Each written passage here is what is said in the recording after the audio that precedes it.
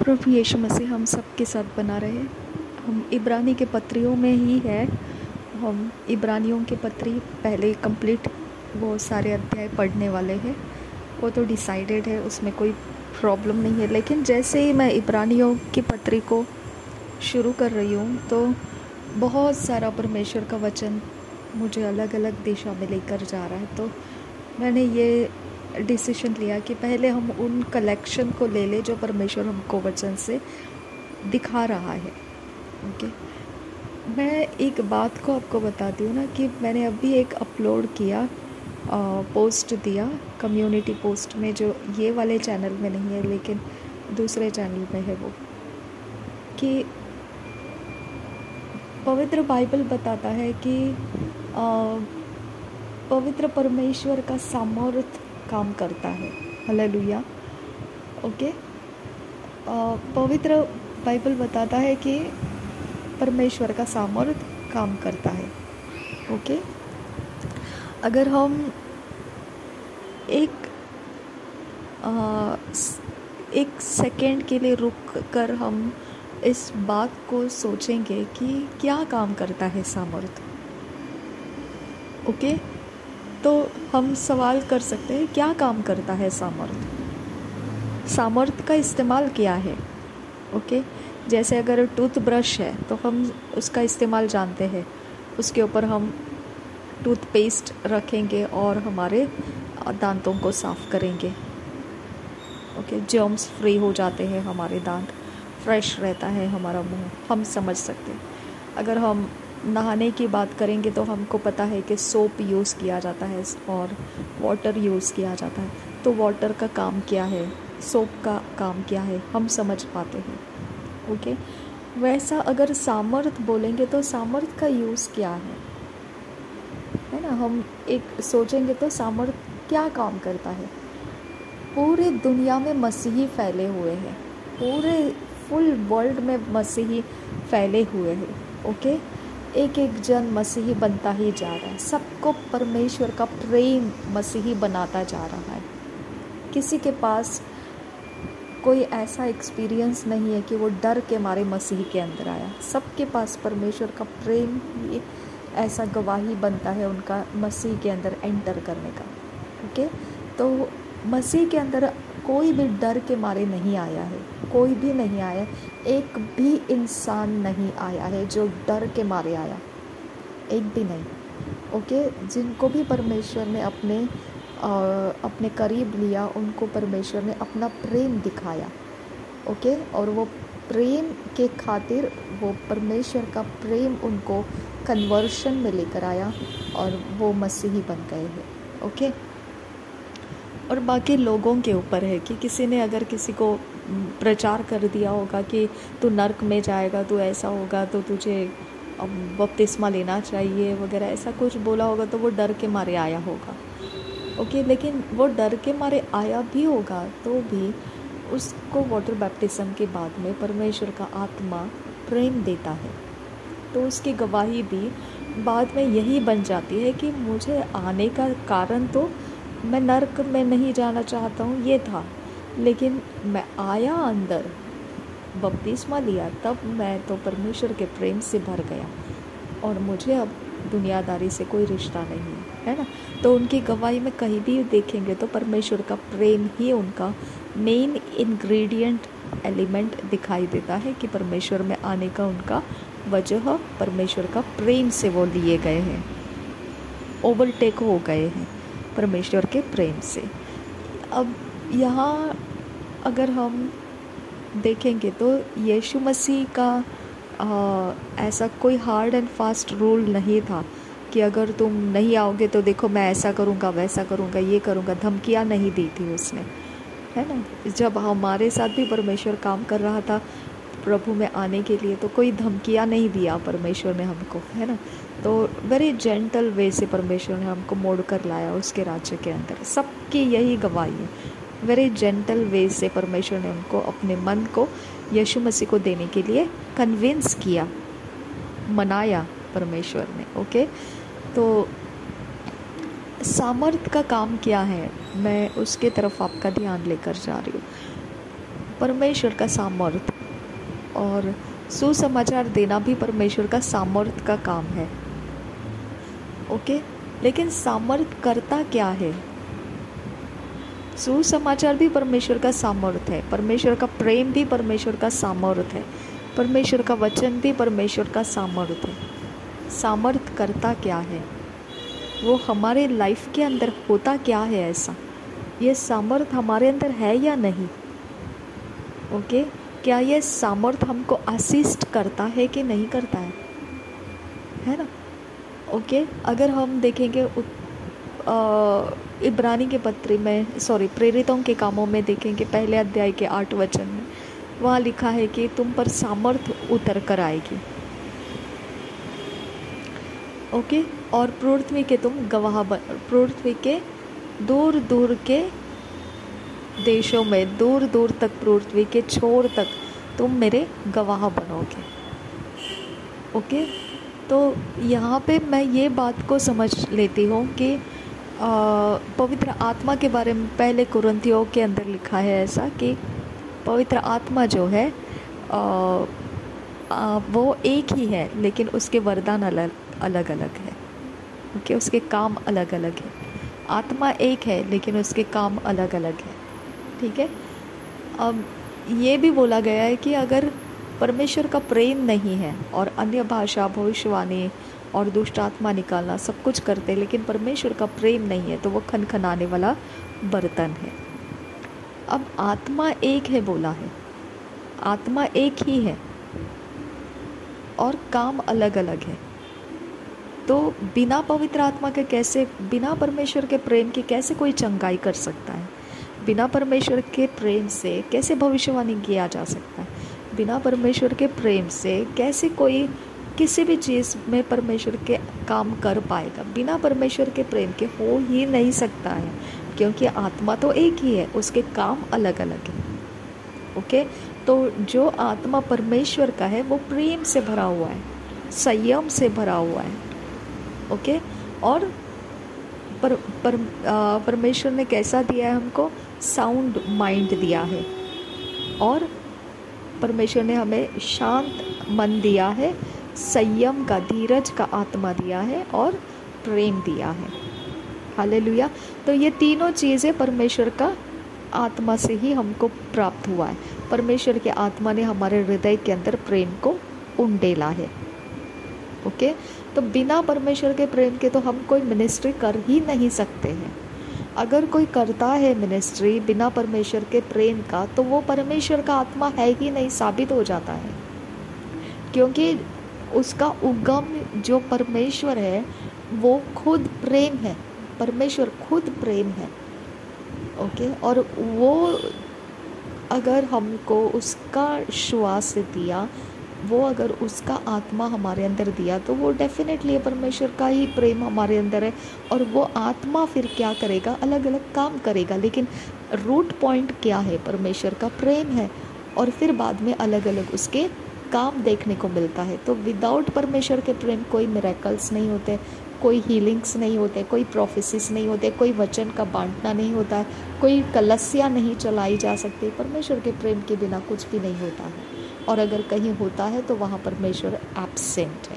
Clear जानकारी है, वहाँ परमेश्वर एब्सेंट है। और इसके लिए जहाँ परमेश्वर एब्सेंट है, आपके स्पिरिट के अंदर कुछ तो डिस्टर्बेंसेस आएगा, और आपका स्पिरिट बताने लगेगा कि कुछ तो मिसिंग है यहाँ पर। क्या मिसिंग है? परमेश्वर एब्सेंट है वहाँ पर। हालेलुया। तो ये एक हमारे लिए इंडिकेशन हो जाता है कि यहाँ पे परमेश्वर एब्सेंट है, तो हम ये जगह में नहीं रुकना है, ये प्रचार हमने नहीं लेना है, ये सुसमाचार हमने नहीं लेना है, ये प्रकार का काम हमने नहीं करना है। इस प्रकार से हम अपने आप को एडिफाई करने लगते हैं, हम वहाँ से अलग हो जाते हैं। तो ये क्या है? परमेश्वर का प्रेम हमको वहाँ पे ना मिलने के कारण हम उसमें से बाहर निकल आते हैं, ताकि वो परमेश्वर एब्सेंट है वहाँ पर, इसके लिए हम वहाँ नहीं रुक सकते हैं। ओके, तो इस तरह से हम अपने आप को सिक्योर कर लेते हैं। तो परमेश्वर का प्रेम जहाँ पर है वहाँ परमेश्वर खुद है, और परमेश्वर का आत्मा वहाँ पर अलग अलग काम भी करता रहता है। ठीक है, नाउ मैं ये बोलना चाहती हूँ कि इब्रानी के पहले अध्याय के दूसरे तीसरे वचन में आप देखोगे तो वहाँ पे लिखा है ऐसा कि प्रभु यीशु मसीह के शब्दों के द्वारा ओके पूरी सृष्टि को संभाला जाता है शब्दों के सामर्थ्य से। मैं विंडो बंद करती हूँ, बहुत आवाज़ आ रहा है, मैं डिस्टर्ब हो रहा है मुझे। तो हम परमेश्वर के सामर्थ्य के बारे में देख रहे हैं कि परमेश्वर का कुछ भी काम बिना परमेश्वर के प्रेम के नहीं किया जाता है। ओके, जहाँ परमेश्वर का प्रेम नहीं है वहाँ परमेश्वर खुद एब्सेंट है और वहाँ का हम कुछ भी एक्सेप्ट नहीं करते हैं, यानी उनके इन्फ्लुएंस को हम नहीं लेते हैं। नाउ जब इब्रानी के वचन में लिखा है ऐसा कि पहले अध्याय के कि सब कुछ जो प्रभु यीशु मसीह के शब्दों के द्वारा उसका सामर्थ्य शब्दों के सामर्थ्य के द्वारा सृष्टि को संभाला जाता है। अगर हम इस बात को उत्पत्ति के पहले अध्याय के 3 वचन से देखेंगे तो हमको समझ में आ जाता है ये बात। वहाँ लिखा है परमेश्वर ने बोला उजियाला हो और उजियाला हो गया। ऐसे ही आगे बहुत सारा चीज़ बोला परमेश्वर ने, शब्द को बोला और वो पूरा होता गया। अब्राहम को परमेश्वर ने शब्द को बोला और वो शब्द के अनुसार उसको इसहाक पैदा हुआ। ओके, नूह के समय परमेश्वर ने शब्द के द्वारा बोला कि तू अब से ऐसे ऐसे मैं एक कवनेंट तेरे साथ करता हूँ, वाचा करता हूँ, इसके बाद तेरे पृथ्वी के ऊपर मैं कभी भी इस प्रकार की हानि नहीं लाऊंगा, और जब तक पृथ्वी है तब तक धूप काल और बोने का समय और बारिश का समय ये होता रहेगा। ओके, तो बोला, शब्द बोला। पूरा बाइबल देखेंगे तो परमेश्वर सिर्फ बोलने के द्वारा ही हमको सब कुछ बताता है। सिर्फ व्यवस्था जब शुरू हो जाता है, मूसा का वक्त जहाँ शुरू हो जाता है, मनुष्य वो व्यवस्था को पालन करता है, वहाँ पे कुछ कृतियाँ की जाती है, वहाँ पे कुछ रिचुअल्स किए जाते हैं। इसकी वजह से हम लोगों को वो एरिया ऑफ लाइफ को समझना थोड़ा सा डिफरेंट हो जाता है, क्योंकि वहाँ फिज़िकल वर्क किए जाते हैं और फिर कुछ रिजल्ट्स को देखा जाता है। ओके, लेकिन अब्राहम को परमेश्वर ने उसके बिरादरी से बाहर निकाला तो क्या बोला? शब्द। उजियाला हो बोला था तो क्या बोला? शब्द। ओके, आगे जाकर हम आशीषों को देखते हैं, श्राप को देखते, क्या बोला है? शब्द।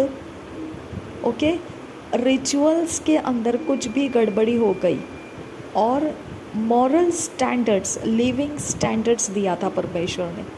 ओके, परमेश्वर ने उसको जो सही लगता है वो स्टैंडर्ड्स उसने मनुष्य को दिया था। उसने वो स्टैंडर्ड्स दिया था कि इस स्टैंडर्ड्स में ही तुमको जीना है। ओके, तो अगर ये स्टैंडर्ड मिसमैच हो गया तो तुम्हारे ऊपर श्राप आ जाएगा। अगर ये स्टैंडर्ड्स तुमने खुद हो के मिसमैच किया तो तुम्हारे ऊपर श्राप आ जाएगा। उसको डिसओबीडियंस कहा जाएगा, अनाज्ञाकारिता कही जाएगी। अब वो डिसओबीडियंस का श्राप में क्या क्या लिखा था? वो शब्द ही था। तूने ऐसा किया तो ऐसा हो जाएगा, तूने वैसा किया तो वैसा हो जाएगा, तूने ये किया तो वैसा हो जाएगा, तूने वो किया तो वैसा हो जाएगा, तूने ऐसा किया तो वैसा हो जाएगा। सब वर्ड्स ही बोला है परमेश्वर ने। क्या एक्चुअल में परमेश्वर ने कुछ भी मैनिफेस्टेशन में से नहीं बताया, उसने वर्ड्स में से ही बताया। जैसा व्यवस्था का रिचुअल्स किया जाता था, बलियों को किया जाता था, धूप जलाया जाता था, ओके, खाना खिलाया जाता था, ओके, ऐसा कुछ वेदी बनाया जाता था। तो यहाँ पे ऐसा कुछ भी नहीं है श्राप और आशीष में। यहाँ कंप्लीटली कैरेक्टर के ऊपर, पूरा कंप्लीट कैरेक्टर के ऊपर प्लस एंड माइनस बोल दिया परमेश्वर ने। अगर तुमने ये किया तो तुम्हारे साथ वो हो जाएगा, अगर तुमने वो किया तो तुम्हारे साथ ये हो जाएगा। सब वर्ड्स का लिस्ट दिया है, कुछ भी नहीं है दूसरा, सब वर्ड्स का लिस्ट दिया है। ओके, यानी उनका लिविंग स्टैंडर्ड को उसने बनाया। लेकिन रिचुअल्स जो है ना कि बलि देना है, ये करना है, वो करना है, वो करना, ये सारा जो मैटर है, ओके, ये सारी चीज़ों को परमेश्वर के साथ कनेक्ट होने के लिए, उसके फेलोशिप में रहने के लिए दिया है। लेकिन जो व्यवस्था दिया है, ओके, जो व्यवस्था दिया, यानी कर्सस और ब्लेसिंग्स। अगर तू मेरी आज्ञा मानेगा तो तुझे आशीष मिलेगा, तू नहीं मानेगा तो तुझे कर्सस मिलेगा। तो ये कर्सस और ब्लेसिंग्स का अगर लिस्ट पढ़ोगे ना तो उसमें ये लिखा हुआ सब है। ओके, कैरेक्टर के ऊपर लिखा हुआ है सब, हमारे लिविंग स्टैंडर्ड्स बताया है। तुमने ये ऐसे ऐसे ऐसे ऐसे ऐसे किया तो ब्लेस्ड हो गए, अगर तुमने ये ऐसे ऐसे ऐसे किया तो तुम कर्स हो जाएंगे। ओके, तो डू एंड डोंट डू का लिस्ट दिया है। वो एक्चुअल में मनुष्य वहाँ वैसा नहीं किया था, वो सिर्फ लिस्ट दिया था। अब्राहम को भी तो परमेश्वर ने सिर्फ वर्ड से बोला था तुझे ऐसा ऐसा मैं इसहाक देने वाला हूँ। किधर उसको कुछ मैनिफेस्टेशन करके बताया कि ये मिट्टी का पुतला है, ये तो अपने साथ रखना, और फिर ऐसा मैं तुझे ये मिट्टी का पुतला के नथनों में श्वास फूंक दूंगा और फिर वो तेरा इसहाक बन जाएगा। कुछ नहीं दिया, वर्ड दिया सिर्फ। हालेलुया।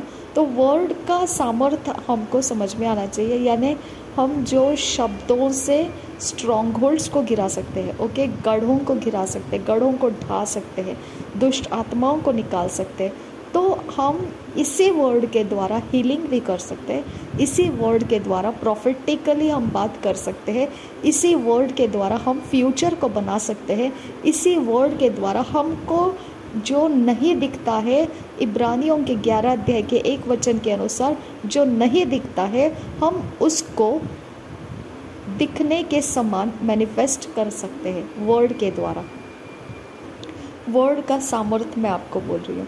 अगर वर्ड का सामर्थ्य हमको एक पावर अप का आपको अगर देखना है तो आप ये वाला देख सकते हैं, बहुत आसान है। कुछ चीज़ें हैं, किसी के अंदर ईगो रहता है ना, किसी के नहीं, सबके अंदर रहता है। कुछ चीज़ें हैं जो वो सुनना पसंद नहीं करते हैं, आपको नहीं पता है, ओके, हमको नहीं पता है किसको क्या पसंद आता है, किसको क्या नहीं आता, और हम कुछ ऐसा बात कर देते हैं कि उनका ईगो हर्ट हो जाता है। पावर है ये वर्ड का, ओके।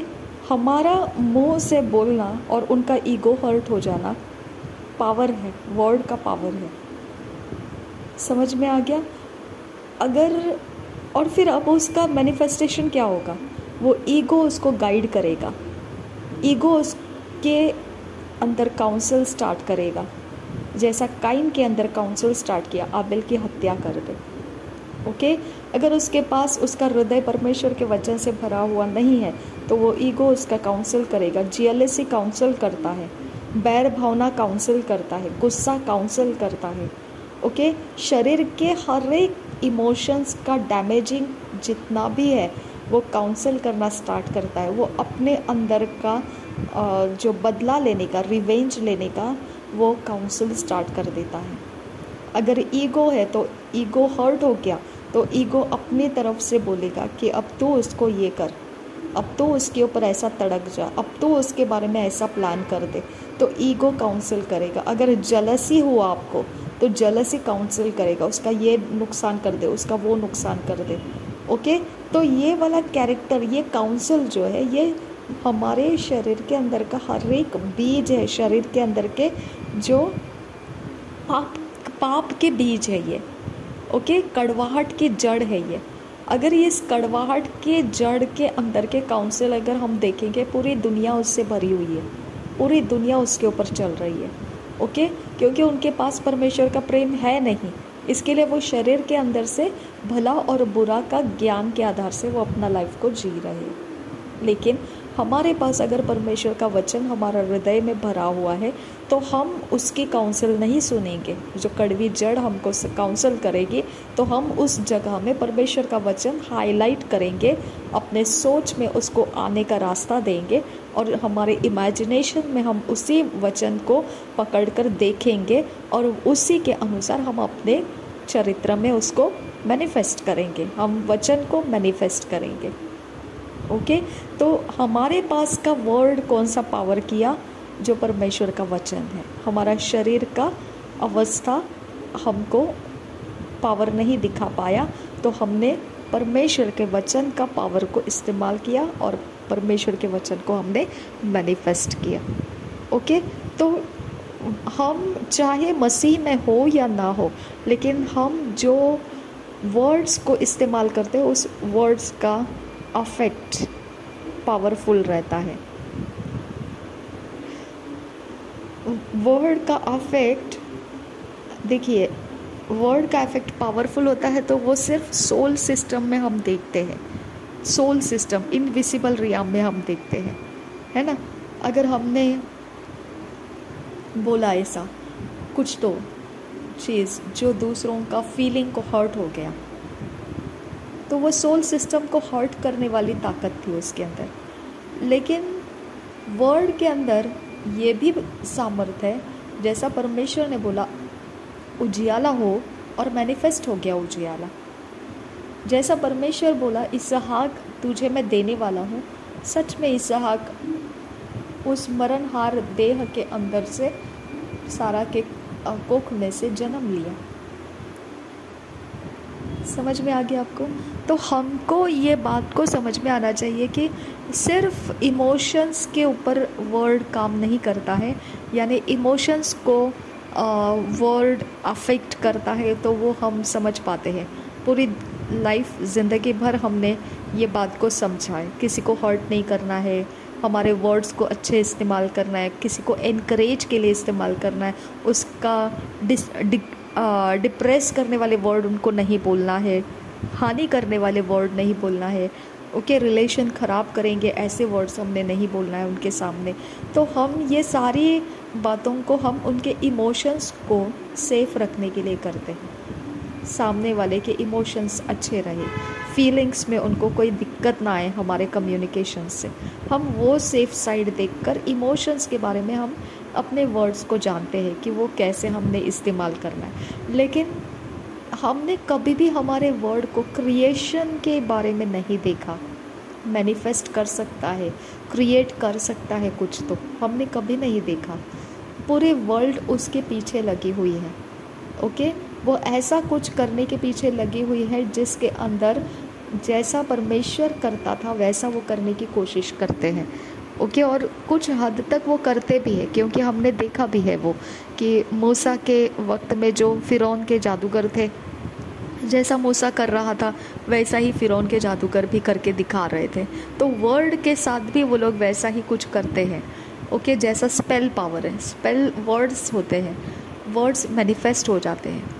अगर स्पेल के द्वारा किसी को ऐसा बोला होगा आज इसका ये नुकसान हो जाएगा, तो स्पेल के द्वारा अगर उसने वो अरेंज करके रखा है वो प्लान, तो उस वर्ड्स के द्वारा अगर उसने अरेंज करके रखा है 50 टाइम्स उसने कुछ ऐसा बोल दिया, नंबर ऑफ टाइम्स उसने ऐसा कुछ बोल दिया, फिर वो अभी वेट करेगा, वो वर्ड अभी काम करेगा, ओके और आप देखेंगे कि सच में ऐसा कुछ हो गया जैसा वो बोल रहा था, तो वर्ड क्या हो गया, मैनिफेस्ट हो गया, ओके तो परमेश्वर ने भी श्राप बोला है, आशीष बोला है, तो वर्ड में से बोला। अब हमारा जो बिहेव्स है, हमारा जो डिसीशंस होगा, हमारा जो चाल चलन होगा, हम अगर वो डू एंड डोंट डू के लिस्ट के अकॉर्डिंग नहीं रहेंगे तो उसके में से जो डू है अगर वैसा ही हम कर रहे हैं तो हम ब्लेस्ड होंगे। डोंट डू वाली लिस्ट में अगर हमने कुछ कर दिया तो हम कर्स हो जाएंगे। तो ये कर्स और ब्लेसिंग ऑटोमेटिकली एक्टिवेट हो जाता है, इसको परमेश्वर कुछ करने की ज़रूरत नहीं पड़ती है। परमेश्वर देखने भी नहीं आता है कि तुमने कुछ गलती की है या नहीं की है, वो ऑटोमेटिक उसके ऊपर वो कर्स उतर कर आता है, वो ऑटोमेटिक उसके मार खाने लगता है। ये सिस्टम जनरेट करके रखा है परमेश्वर ने, ओके ये सिस्टम डेफिनेटली वो वर्ड के अनुसार है, व्यवस्था के अंदर जो डू एंड डोंट डू के लिस्ट है उसके अनुसार है। लेकिन इसहाक के जन्म के बारे में भी परमेश्वर ने अब्राहम को बोल के रखा था, तब भी वो वर्ड ही था, उसने कोई ऐसा पुतला बना के नहीं दिया उसको, वर्ड ही था, बस वर्ड था, वर्ड बोल के उसने छोड़ा था उनको, और एक बार विज़िट किया, फिर नेक्स्ट टाइम और एक बार विज़िट किया स्वर्गदूतों के द्वारा जब वो सदम गमोरा को ख़त्म करने के लिए जा रहा था, ओके तो इस तरह से परमेश्वर काम करता है कि वर्ड के द्वारा वो कुछ मैनिफेस्ट करता है, कुछ क्रिएशंस करता है, तो वर्ड के अंदर क्रिएट करने का भी पावर है। ओके, इब्रानी के 11 अध्याय के 1 वचन में बताता है कि विश्वास उन चीज़ों के बारे में है जिसको हमने सिर्फ इमेजिनेशन में रखा है, लेकिन वो इमेजिनेशन में रहते हुए भी हमको इस तरह से उसके बारे में रखना है कि वो यस एंड आमीन हो चुकी बात है। समझा? तो हम ये बात को जब यस एंड आमीन हो चुकी बात है, ऐसे जब हम उसको अपने अपने अंदर से हम उसका मेडिटेशन में लेते हैं, तो वो हमारे लिए क्रिएट हो जाता है वैसा। लेकिन कभी हम इसके बारे में कोशिश नहीं करते हैं। ओके, कभी हम इसके बारे में एक्सरसाइज नहीं करते हैं। प्रभु यीशु मसीह ने बोला, अगर तुम विश्वास करो और संदेह ना करो तो पहाड़ तुम्हारे लिए, अगर तुम कहोगे, फिर से आ गया, सिर्फ कहोगे वर्ड, ओके, तो पहाड़ उखड़ जा, कहोगे तो उखड़ जाएगा और समुंदर में जा गिर, यानी उसको लोकेशन भी बता देंगे तो वो लोकेशन फाइंड आउट करके उसके अंदर गिर जाएगा। कुछ लोगों की गवाही है ऐसे कि उन्होंने बहुत कोशिश किया लेकिन वो हुआ नहीं वैसा, फिर वो छोड़ दिए और फिर बाद में देखा कि वो सच में हो गया वैसा। जब वो एक्सपेक्ट कर रहे थे उस टाइमिंग के अंदर नहीं हुआ, लेकिन वो बाद में मैनिफेस्ट हो गया। ओके, तो उनका कहना ये था कि हमने ऐसा सोचा था कि 1 महीना लगातार हम कुछ ऐसे बोलेंगे तो वो हो जाएगा, और वो उसको याद कर रहे थे। यीशु मसीह ने अंजीर के पेड़ को सूख जाने के लिए बोला और वो सूख गया। ये पतरस ने इमीडिएटली नेक्स्ट डे को रिपोर्टिंग किया कि ये तो सच में सूख गया। ओके, तो ये वो एक्सपेक्ट कर रहे थे, ये लोग जो एक्सरसाइज कर रहे थे ये बात को, ये वचन के अनुसार, तो वो बोल रहे थे, हम ये एक्सपेक्ट कर रहे थे नेक्स्ट डे हो जाएगा ये। तो एवरी डे वो नेक्स्ट डे को एक्सपेक्ट कर रहे थे, एवरी डे वो नेक्स्ट डे को एक्सपेक्ट कर रहे थे कि जो हम बोल रहे हैं वो हो जाएगा, लेकिन एवरी नेक्स्ट डे उनको रिजल्ट नहीं मिल रहा था। एट लास्ट उन्होंने थक के छोड़ दिया। उन्होंने बोला पता नहीं समथिंग डिफरेंस है इसके अंदर। तो डिफरेंस कुछ नहीं है, वो समय का हिसाब उनका अलग था। उनको था कि इमीडिएट नेक्स्ट डे में हो जाएगा, और होता भी है, इमीडिएट होता है, इंस्टेंट भी होता है। लेकिन ये वाली चीज़ जो वो एक्सरसाइज कर रहे थे, उसके लिए उनको एक्सरसाइज के द्वारा कंटिन्यूटी में रहना पड़ता है, गिव अप नहीं करना है, छोड़ नहीं देना है रास्ता, और देखने के बाद में उनको पता चलेगा कि सच में ये हो गया। ओके, तो हम इसका एक्सरसाइज करना बेहद ज़रूरी है, बेहद ज़रूरी है, क्योंकि अगर हम ऐसे ही डिपेंड रहेंगे कि कोई हमारे लिए करे और हम उनके द्वारा कुछ करें, और हमारे लिए जैसे कोई ऐसे रहता है ना कि जो बातें रहती है कुछ भी, तो हम सोचते नहीं नहीं नहीं वो हम नहीं कर सकते, हमारे पास उतनी क़ुव्वत नहीं है, हम नहीं कर सकते हैं। ओके, हम ऐसा सोचते हैं, तो हम सोचते हैं कि हम उनको बोलेंगे वो लोग कर सकते हैं, तो हमको वो लोग की क़ुव्वत दिखाई देती है कि वो लोग कर सकते हैं, लेकिन हम नहीं कर सकते क्योंकि वो क़ुव्वत हमारे पास नहीं है। ओके, तो वो लोग कर सकते हैं, ये क़ुव्वत हमको कैसे देखने को मिला? हो सकता है असल में देखेंगे तो उसके अंदर वो क़ुव्वत है ही नहीं, वो अंजीर का पेड़ है, देखने में तो लगता है हमको कि उसके अंदर क़ुव्वत है, लेकिन इनसाइड ऑफ दैट मैटर वो तो है ही नहीं क़ुव्वत उसके अंदर। फालतू में हम उसके ऊपर क्या कर रहे हैं? भरोसा कर रहे हैं। ओके, तो इसके लिए हमको हमारे सोच के अनुसार जो लगता है कि वो इंसान डिलीवरेंस मिनिस्टर है, वो इंसान प्रॉफिट है, वो मेरे लिए काम कर सकता है, वो इंसान मेरे लिए चंगा कर सकता है, वो इंसान मेरे लिए प्रार्थना करेगा, वो इंसान मेरे लिए कुछ कर पाएगा, तो क़ुव्वत आप किस में देख रहे हैं? उस इंसान के अंदर देख रहे हैं, आपके अंदर नहीं देख पा रहे आप। समझ में आ गया?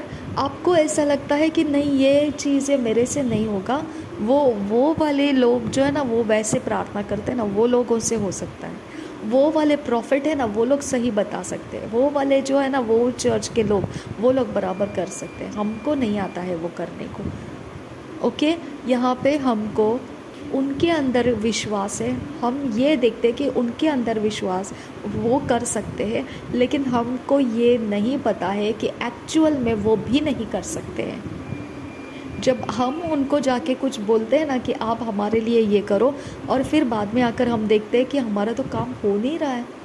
हमने बोला हमको चंगाई की ज़रूरत है, हो तो नहीं रहा है। वैसे ही अभी भी हमने मांगा था उनसे, हमने दिया था उनको प्रेयर रिक्वेस्ट, लेकिन कुछ हुआ नहीं। हमने उनसे कांटेक्ट भी किया था, ओके, हम वहाँ गए भी थे, हम सब कुछ करके भी आए, कुछ नहीं, लेकिन कुछ चेंज नहीं आया हमारे अंदर। समझ में आ गया? तो क्या समझे थे आप? उनके अंदर कुव्वत है, लेकिन एक्चुअल में रिजल्ट आया क्या आपको? नहीं आया। ओके, अब आप या ये बात को लेकर आप अपने आप को जांच कर देखिए। जिसके अंदर आप सोचते हो कि उसके अंदर कुव्वत है, हम उस इंसान के अंदर सच में गारंटेडली कुव्वत है कि नहीं, ये हमको खुद को पता नहीं है। और जब हम उसके ऊपर टेक लेते हैं और रिजल्ट्स नहीं आते हैं, ओके, तब हम ये बोलते हैं कि शायद से ना दूसरों को रिजल्ट्स आते हैं, पता नहीं क्या है ना, लेकिन दूसरों को आ जाते हैं, हमको नहीं आते हैं रिजल्ट्स। हमको नहीं आया रिजल्ट्स, हमारा तो ये नुकसान हो गया, हमारा तो वो हो गया, हमको रिजल्ट्स नहीं आया। हाँ, हमने वो किया जो था, वहाँ पे हमको जाना था, करना था, बोलना था, हमने किया, लेकिन फिर रिज़ल्ट तो आया नहीं। आपको समझ में आ गया? ओके। मुझे कुछ लोग हैं ना, कभी एक इंसान ने मुझे बोला मुझे इतने इतने पैसे चाहिए, तो मैंने सोचा कि आपसे मिल जाएंगे मुझे, इसके लिए मैं आपके पास कॉल किया। तो मैंने उनको बोला आपको कैसे अंदर से ये समझ आ गया कि मेरे पास हो सकते हैं इतने? आपको किसने गाइड किया?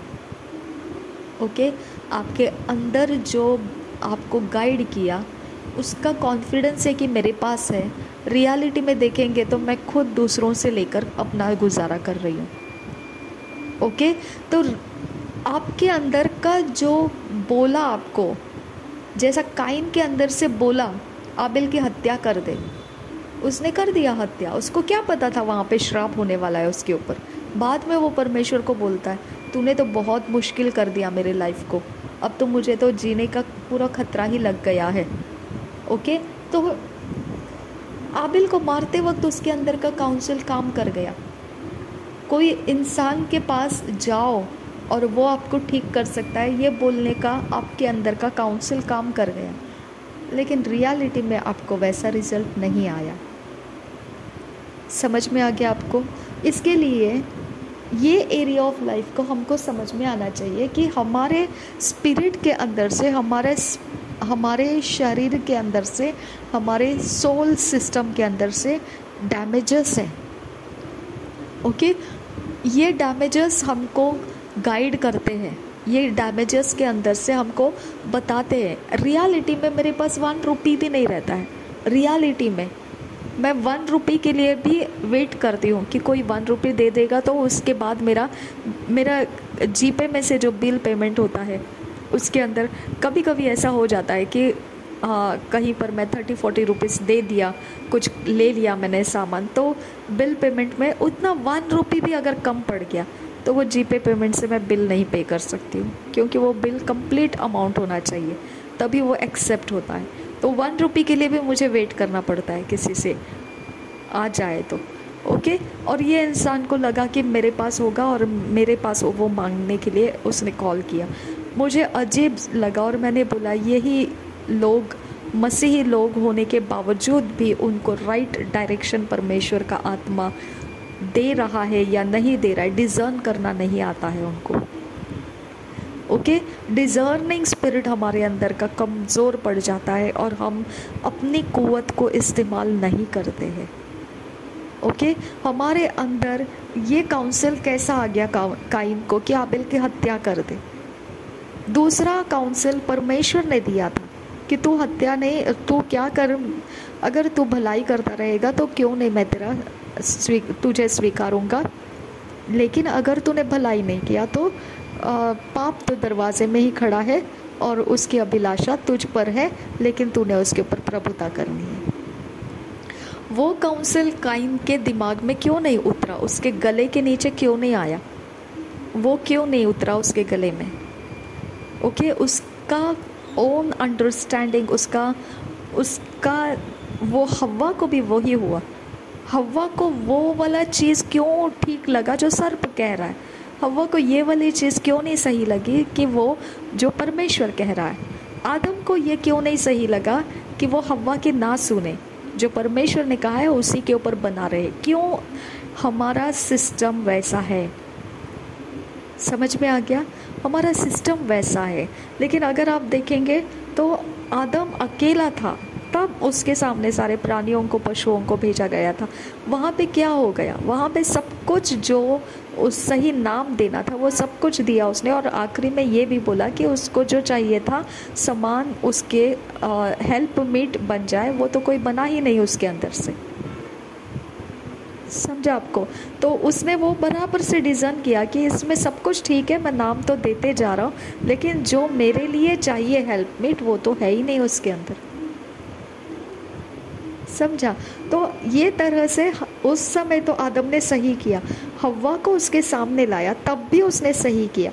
उसने बताया कि ये मेरे हड्डियों की हड्डी है, ये मेरे मांस में से मांस निकाली हुई है, और ये ऐसे ऐसे ऐसे सब बता दिया,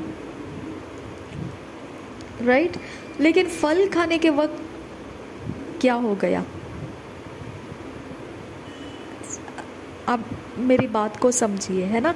हम जो लाइफ को जीते हैं, हमको खुद के अंदर से काउंसल्स मिलते रहता है। ओके, वहाँ पे भी आदम को काउंसिल मिला था, प्राणियों को उसने क्या किया? नाम दिया, काउंसिल था उसके पास, वो किया वो काम। ओके, हव्वा आया तो हव्वा को भी उसने एक्सेप्ट किया, और प्राणियों में से उसने कोई हेल्प मीट नहीं लिया।